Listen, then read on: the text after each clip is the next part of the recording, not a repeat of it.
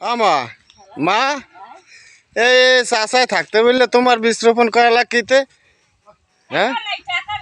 তা উনি উনি রুইয়ে দিলে কি ওনার টাকা দেওয়া লাগবে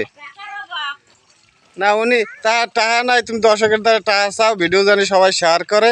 আর এই শেয়ারের মাধ্যমে টাকা আসবে এই টাকা দিয়া লোক রাখমু কাজে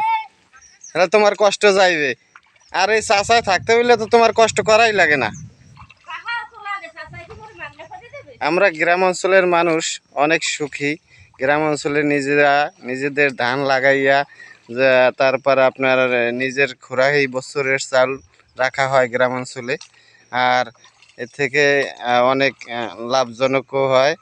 কষ্ট করলে সফলতা একদিন আসবে আপনারা দোয়া করবেন এখানে যেন ফসল ভালো হয় আমার চাচাই নিজেও এই যে ফসল লাগাইতেছে